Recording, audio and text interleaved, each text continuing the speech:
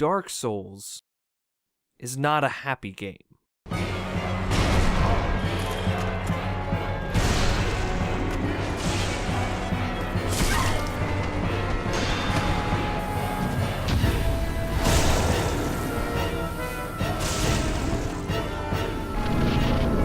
Between the monsters, the combat, the story, the world itself, and the dying over and over and over and over again, it's not a pleasant experience.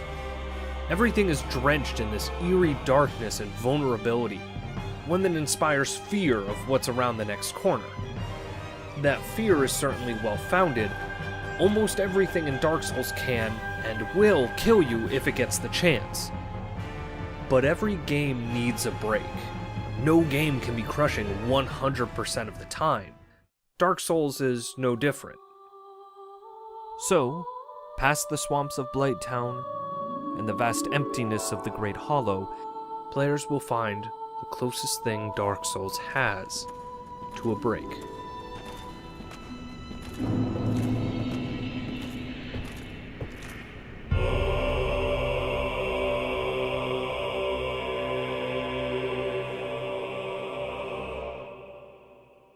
It is immediately apparent that something is different about this place.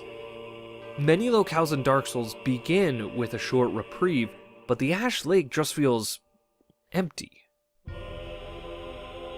There's nothing but sand and a few trees in the distance. Other than that, there doesn't seem to be much.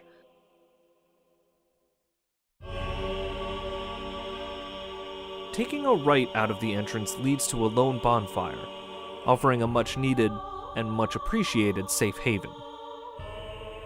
In the other direction, there lies a second Hydra, similar to the one players felled back in the Darkroot Basin.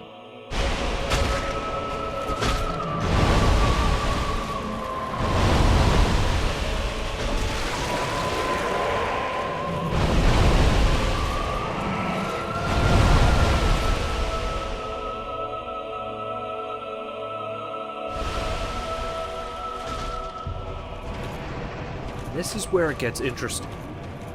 Once the Hydra's dead, players get something new, something unlike anything else in Dark Souls. Peace and quiet.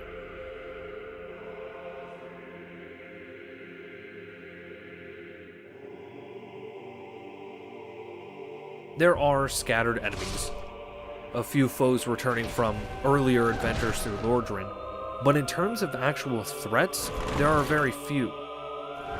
Even the environment, which itself is a recurring foe throughout the game, is relatively tame. Instead of feeling like the calm before the storm, the Ash Lake feels safe.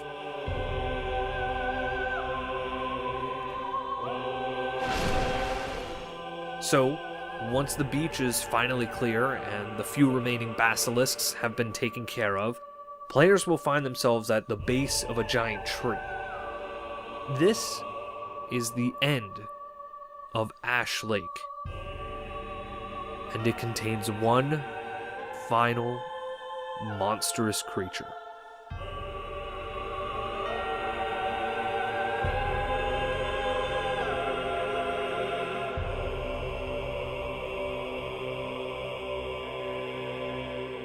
That never moves or attacks the player in any way.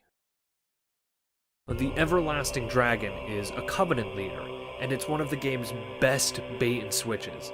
Everyone who's played the game saw this thing start to move and got ready for a boss fight that never came. Even cutting off the dragon's tail fails to start a fight, instead rewarding players with a unique weapon and a bonfire to warp back to.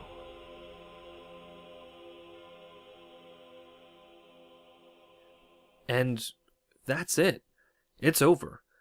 The Ash Lake is such a departure from the rest of Dark Souls because it's relatively safe, it's easy to navigate, it's short, and instead of feeling a constant sense of overwhelming dread, players are actually able to relax.